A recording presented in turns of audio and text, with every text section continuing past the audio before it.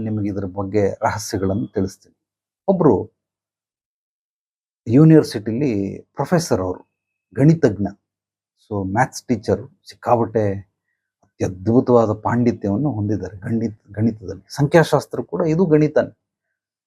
ಅದು ಸ್ಕೂಲ್ಗೆ ಮಕ್ಕಳಿಗೆ ಹೇಳ್ಕೊಡೋದೇ ಬೇರೆ ಗಣಿತ, ಬಟ್ ಇಲ್ಲಿ ಕೂಡ ಸಂಖ್ಯಾಶಾಸ್ತ್ರದಲ್ಲಿ ಒಂದು ಮ್ಯಾಜಿಕ್ ಇದೆ. ಇದೊಂದು ರಿಯಲ್ ಆಗಿ ನ್ಯೂಮರಾಲಜಿ, ಸಂಖ್ಯಾ ವಿಜ್ಞಾನ ಅನ್ನೋದು ಅತ್ಯದ್ಭುತವಾದಂಥ ಒಂದು ಜಾದು ಇದ್ದಂಗೆ ನಮಗೆ ಕೆಲಸ ಬರ್ತದೆ. ಅದನ್ನು ಹೇಳ್ತೀನಿ ಮುಂದೆ. ಸೊ ಆತ ಬಂದು ಒಂದ್ಸಲ ನನ್ನ ಜೊತೆ ಫಸ್ಟ್ ಫೋನಲ್ಲಿ ಮಾತಾಡಿದ್ರು ಒಂದು ಅರ್ಧ ಗಂಟೆ. ನೇರವಾಗಿ ಬನ್ನಿ ಅಂತಂದೆ. ಬರಬೇಕಾದ್ರೆ ಡೈರಿಗಳನ್ನು ತಗೊಂಬನ್ನಿ ಅಂತಂದೆ. ಡೈರಿ ಎಲ್ಲ ತಂದರು. ಅವರು ಹುಟ್ಟಿರೋ ಡೇಟ್ ಆಫ್ ಬರ್ತ್ಗೆ. ಸೊ ನಾನು ಅವ್ರಿಗೆ, ಇದೆಲ್ಲ ನಿಮ್ಮ ಲಕ್ಕಿ ನಂಬರ್ ಸರ್. ಆತ ಹುಟ್ಟಿರೋದು 21ನೇ ತಾರೀಕು. 21 ಅಂದರೆ 3 ಗುರುಗ್ರಹ. ಆದ್ರಿಂದ ಟೀಚರಾಗಿ ಕೆಲಸ ಮಾಡ್ತಾವ್ರೆ. ಸೊ 1, 3, 9ನೇ ತಾರೀಕು ಏನೇನು ಅವ್ರ ಜೀವನದಲ್ಲಿ ನಡೆದಿದೆಯೋ ಇದೆಲ್ಲವೂ ಕೂಡ ಅವರನ್ನು ಬೆಳೆಸಿದೆ. ಎಲ್ಲ ಮನುಷ್ಯನಿಗೂ ದುರ್ಘಟನೆಗಳು ನಡೆದಿರುತ್ತೆ, ಏನೋ ಒಂದು ಅವಘಡಗಳು ಜರುಗಿರುತ್ತೆ. ಆ ಅವಘಡಗಳು ಏನೇನು ಜರುಗಿತು ಇದೆಲ್ಲವೂ ಕೂಡ ಆಪೋಸಿಟ್ ಡೇಟಲ್ಲಿ ಜರುಗಿದೆ. ಅದು ಸಂಖ್ಯೆಗಳು ಯಾವುದು ಅಂತಂದರೆ 6ನೇ ತಾರೀಕು, 4ನೇ ತಾರೀಕು, 8ನೇ ತಾರೀಕು. ಹೆಚ್ಚಾಗಿ ಈ ಸಂಖ್ಯೆಗಳಲ್ಲಿ ನಿಮಗೆ ದುರ್ಘಟನೆಗಳು ಜರುಗಿರುತ್ತೆ. ಅದಕ್ಕೆ ಡೈರಿ ಬರೆಯೋ ಹವ್ಯಾಸ ಇದ್ರೆ ತಗೊಂಬನ್ನಿ ಅಂತ. ಅವರು 18 ವರ್ಷದ ಡೈರಿ ತಗೊಂಬಂದ್ರು. ಬೆಳಿಗ್ಗೆ ಬಂದಂತಹ ವ್ಯಕ್ತಿ ಸಂಜೆ 7 ಗಂಟೆ 8 ಗಂಟೆ ಆದರೂ ಹೋಗ್ಲಿಲ್ಲ. ಎಲ್ಲ ಕುಂತ್ಕೊಂಡು ಲೆಕ್ಕ ಬರೆದು ಫೈನಲ್ ಆಗಿ ಒಂದು ಜಡ್ಜ್ಮೆಂಟ್ಗೆ ಬಂದರು. ನಾನು ಏನೇನು ಹೇಳಿದ್ದೆ ಅದೆಲ್ಲವೂ ಕೂಡ ಅವರು ಮಾರ್ಕ್ ಮಾಡಿದಂಥದ್ದು. 93% ನೀವೇನು ಹೇಳಿದ್ದೀರಾ ಆ ಡೇಟ್ಗಳಲ್ಲಿ ನನ್ನ ಜೀವನದ ಅತ್ಯಮೂಲ್ಯವಾದ ಮೂಲ ತಿರುವುಗಳು ನೀವು ಹೇಳಿದ ಡೇಟಲ್ಲೇ ಆಗಿದೆ, ಅದಕ್ಕೆ ಮಾರ್ಕ್. ಯಾವ್ದಾವ್ದು ಅವಘಡಗಳು ನಡೆದಿದೆ ಇದೆಲ್ಲವೂ ಕೂಡ ಖಂಡಿತವಾಗಿ ನೀವು ಹೇಳಿದ ಡೇಟಲ್ಲೇ ಅದಾಗಿದೆ ಅಂದರೆ ಅದಕ್ಕೂ ಕೂಡ 87% ಅಷ್ಟು ಮಾರ್ಕ್ಸ್ ಕೊಟ್ಟರು. ಟೀಚರ್ ಅಲ್ವಾ, ಅದಕ್ಕೋಸ್ಕರ ಅವರು ರಿಸಲ್ಟ್ ಪರ್ಸೆಂಟೇಜ್ ಲೆಕ್ಕದಲ್ಲಿ ಕೊಡ್ತಾರೆ. ಮಾರ್ಕ್ಸ್ ಕೊಟ್ಟರು. ಇಷ್ಟಿಷ್ಟೆಲ್ಲ ಆಗಿದೆ ಅಂತ. ಇನ್ನೂ ಮಿಕ್ಕಿದ್ದು ಯಾಕೋ ಮಿಸ್ ಆಗೋಯ್ತಲ್ಲ, ಯಾಕೆ ಅಂತ. ಇಲ್ಲ, ಅದನ್ನ ನಾನು ನಿಮಗೊಂದು ಹೋಮ್ವರ್ಕ್ ಕೊಡ್ತೀನಿ, ಅದಾದ್ಮೇಲೆ ಹೇಳ್ತೀನಿ ನಿಮಗೆ ಅಂತ. ಆತ ಈಗ ನನಗೆ ಗೊತ್ತಿಲ್ಲದೇನೆ ನಂದು ಲಕ್ಕಿ ನಂಬರು ಅನ್ಲಕ್ಕಿ ನಂಬರ್ ನನ್ನನ್ನು ಫಾಲೋ ಮಾಡಿದೆ. ಬಟ್ ನನ್ನೊಬ್ಬ ಶಿಷ್ಯ ಇದ್ದಾನೆ, ನಾನು ಅವನಿಗೆ ಟ್ಯೂಷನ್ ಮಾಡ್ತಾ ಇದ್ದೆ. ಅವನು ದೇವ್ರನ್ನ ನಂಬಲ್ಲ, ಯಾವುದೇ ಪೂಜೆ ಪುನಸ್ಕಾರಗಳನ್ನು ನಂಬಲ್ಲ. ಅವನು ಜ್ಯೋತಿಷ್ಯ ಶಾಸ್ತ್ರ, ಸಂಖ್ಯಾಶಾಸ್ತ್ರ, ವಾಸ್ತುಶಾಸ್ತ್ರ ಏನೂ ನಂಬಲ್ಲ. ಬಟ್ ಅವನಿವತ್ತು ಕೋಟ್ಯಾಧೀಶ್ವರ, ಸುಮಾರು ಹೆಚ್ಚು ಕಡಿಮೆ ಒಂದು 50-60 ಕೋಟಿ ದುಡ್ದಿದ್ದಾನೆ ಅಂತ. ನಾನು ಹೇಳ್ತಾ ಇರೋದು ಇದು ಒಂದು 10-12 ವರ್ಷದ ಹಿಂದಿನ ಕತೆ. ಸೊ ಬೇಜಾನ್ ದುಡ್ದಿದ್ದಾನೆ. ಅವನು ಹೆಂಗೆ ದುಡ್ದ, ಇದನ್ನ ಯಾವುದೂ ಗೊತ್ತಿಲ್ದಿರ ಅಂತ ಅವರೊಂದು ಪ್ರಶ್ನೆ ಮಾಡಿದ್ರು. ಟೀಚರ್ ಅಲ್ವಾ, ಇದಕ್ಕೆ ಆಯಾಮಗಳು ಅಂತ ಹೇಳೋದು. ನಾನು ಸ್ಟಾರ್ಟಿಂಗಲ್ಲಿ ಹೇಳಿದೆ 6 ಆಯಾಮಗಳು. ಒಬ್ಬೊಬ್ಬರು ಒಂದೊಂದು ಆಯಾಮದಿಂದ ಯೋಚನೆ ಮಾಡ್ತಾರೆ. ಸೊ ಒಬ್ಬ ಯಾರೋ ನೆಗೆಟಿವ್ ಕಾಮೆಂಟ್ ಆಗ್ತಾವನೆ ಅಂತಂದ್ರೆ ಅವನದು ತಪ್ಪು ಅಂತಲ್ಲ, ಅವನ ದೃಷ್ಟಿಕೋನ, ಅವನು ಒಂದು ಆಯಾಮದಿಂದ ನೋಡ್ತಾವನೆ. ಅದನ್ನ ನಾವು ಕೋಪ ಮಾಡ್ಕೊಳ್ಳೋದಕ್ಕಿಂತ ಬೈಯೋದಕ್ಕಿಂತ ಒಂದು ಸ್ವಲ್ಪ ಅವನ ದೃಷ್ಟಿಕೋನವನ್ನು, ಅವನ ಆಯಾಮವನ್ನು ನಾವೇನಾದ್ರೂ ಗ್ರಹಿಸಿದ್ರೆ ಅವನ ದೃಷ್ಟಿಯಲ್ಲೂ ಕೂಡ ನಾನು ಹೇಗೆ ಕಾಣಿಸ್ತೀನಿ ಅನ್ನೋದು ಗೊತ್ತಾಗುತ್ತೆ. ಸೊ ಆದ್ರಿಂದ ಅದು ಒಂದು ಆಯಾಮ. ಇವರು ಇನ್ನೊಂದು ಆಯಾಮದಲ್ಲಿ ನೋಡಿದ್ರು. ನಾನು ಅವ್ರಿಗೆ ಹೇಳಿದೆ, ನಿಮ್ಮ ಶಿಷ್ಯ ಏನಿದ್ದಾನೆ ಅವನದೊಂದು 15 ವರ್ಷ ಅಥವಾ 20 ವರ್ಷದ್ದು ಡೀಟೇಲ್ನ ತಗೊಂಬನ್ನಿ ಸರ್ ಅಂತಂದೆ. ಅದು ಹೆಂಗಪ್ಪ ಆಗುತ್ತೆ ಅಂತ. ಹೆಂಗ ಮಾಡಿ ನೋಡಿ, ಒಂದು ಮ್ಯಾಜಿಕ್ ತೋರಿಸ್ತೀನಿ ಇಲ್ಲಿ ಅಂತ.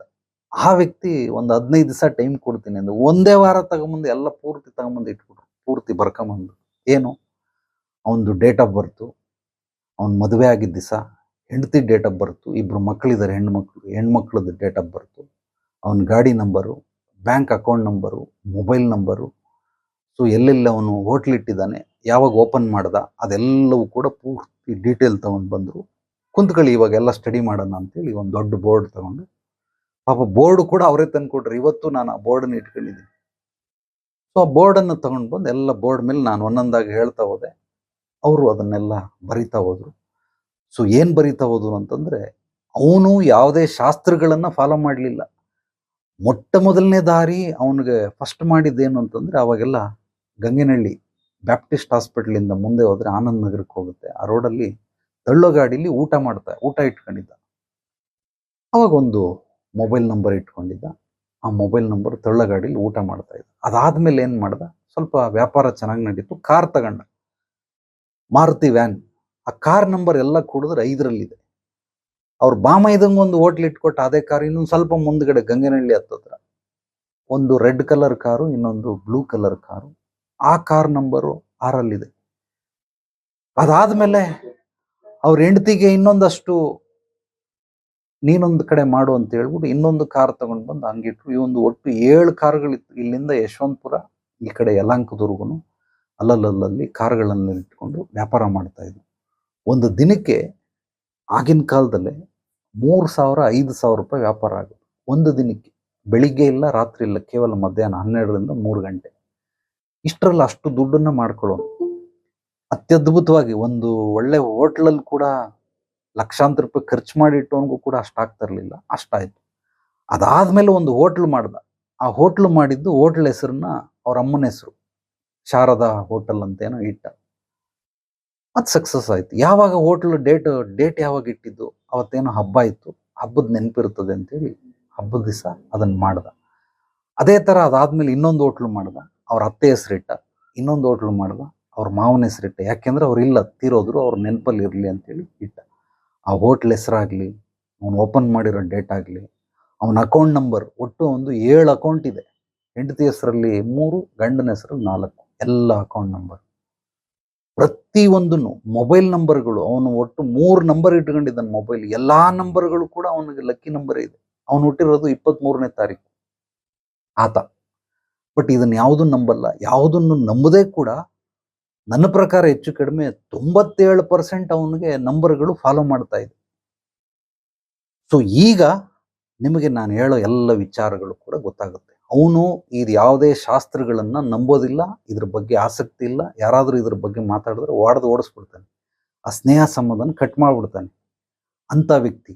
ಆದ್ರೂ ಕೂಡ ಇಡೀ ಜೀವಿತಾವಧಿ ಇದಿಷ್ಟು ಮಾತ್ರಕ್ಕೆ ನಿಲ್ಲಿಲ್ಲ. ಅವನು ಸೈಟ್ ತಗೊಂಡ, ಸೈಟ್ ನಂಬರು, ಮನೆ ಕಟ್ಟದ, ಮನೆ ನಂಬರು, ಗೃಹ ಪ್ರವೇಶ ಮಾಡ್ದ. ಆ ದಿನ ಅವ್ರ ಮಕ್ಕಳಿಗೆ ಹೆಸರಿಟ್ಟವನೇ. ನಾನು ಪ್ರೊಫೆಷನಲ್ ಆಗಿ ಅಂತ ಹೆಸರಿಡಲ್ಲ, ಅಂತ ಅದ್ಭುತವಾದ ಹೆಸರನ್ನ ಹುಡುಕಿ 2 ಹೆಣ್ಮಕ್ಳಿಗೆ ಇಟ್ಟಿದ್ದಾನೆ. ಸಖತ್ತಾಗಿದೆ, ಸೂಪರ್ ಆಗಿದೆ. ನಾನೇ ಏನಾದ್ರೂ ಇಟ್ಕೊಟ್ಟಿದ್ರು ಕೂಡ ಆ ರೀತಿ ಇಟ್ಕೊಡ್ತಿರ್ಲಿಲ್ಲ, ಅಂತ ಅದ್ಭುತವಾಗಿ ಹೆಸರಿಟ್ಕೊಟ್ಟವನು 2 ಮಕ್ಕಳಿಗೆ. ಮನೆಗೆ ಒಂದು ಹೆಸರಿಟ್ಟವನು. ಆ ಒಂದು ಹೆಸರು ಎಲ್ಲವೂ ಕೂಡ ಸಂಪೂರ್ಣವಾಗಿ ಸಂಖ್ಯಾಶಾಸ್ತ್ರದ ಅನುಸಾರವಾಗಿ ಇದೆ. ಅಂದ್ರೆ ಏನನ್ನು ಹೇಳ್ತಾ ಇದ್ದೀನಿ ಅಂತಂದ್ರೆ, ಯಾವಾಗ ನಿಸರ್ಗನ ಅರ್ಥ ಮಾಡಿಕೊಂಡು ನಿಸರ್ಗದ ಜೊತೆ ಹೆಜ್ಜೆ ಹಾಕ್ತಾ ಹೋಗ್ತಾ ಇರ್ತಾರೆ, ನಿಸರ್ಗನೇ ಇವ್ರನ್ನ ಕಾಪಾಡುತ್ತೆ, ನಿಸರ್ಗನೇ ಇವರನ್ನ ಬೆಳೆಸುತ್ತೆ ಅನ್ನೋದಕ್ಕೆ ಇದೊಂದು ಉದಾಹರಣೆ. ಪ್ರತಿಯೊಬ್ಬ ವ್ಯಕ್ತಿ, ನೀವು ಜ್ಯೋತಿಷ್ಯ ಶಾಸ್ತ್ರವನ್ನ ಬಿಟ್ಟು ಬದುಕಬಹುದು, ವಾಸ್ತುಶಾಸ್ತ್ರವನ್ನ ಬಿಟ್ಟು ಬದುಕಬಹುದು, ಆದ್ರೆ ಸಂಖ್ಯೆಗಳನ್ನ ಬಿಟ್ಟು ಬದುಕೋದಕ್ಕೆ ಯಾರ ಕೈಲೂ ಸಾಧ್ಯವಿಲ್ಲ. ಅಕಸ್ಮಾತ್ ಸಂಖ್ಯೆಗಳನ್ನ ಬಿಟ್ಟು ಬದುಕ್ತಾ ಇದ್ದಾನೆ ಅಂದ್ರೆ, ನಾಡು ಬಿಟ್ಟು ಕಾಡಲ್ಲಿ ಇರ್ತಾರಲ್ಲ ಯಾರೋ ಅಘೋರಿಗಳು, ಋಷಿ ಮುನಿಗಳು, ಅಂಥವ್ರಿಗೆ ಮಾತ್ರ ಸಾಧ್ಯ. ಯಾಕೆಂದ್ರೆ ಅವ್ರಿಗೆ ಸಂಖ್ಯೆಗಳ ಅವಶ್ಯಕತೆ ಇಲ್ಲ. ಅವ್ರು ಕೇವಲ ನಿಸರ್ಗನ ಆರಾಧಿಸ್ತದ್ರಿಂದ ನಿಸರ್ಗನ ನೋಡ್ತಾ ಇರ್ತಾರೆ ಹೊರತು ಯಾವಾಗ ಹಗಲಾಯ್ತು, ಯಾವಾಗ ರಾತ್ರಿ ಆಯ್ತು, ಅಮಾವಾಸ್ಯೆ ಹುಣ್ಣಿಮೆ ಅದೆಲ್ಲ ನೋಡಕ್ಕೆ ಹೋಗೋದಿಲ್ಲ. ಅವ್ರಿಗೆ ಸಂಖ್ಯೆಗಳು ಬೇಕಾಗಿಲ್ಲ.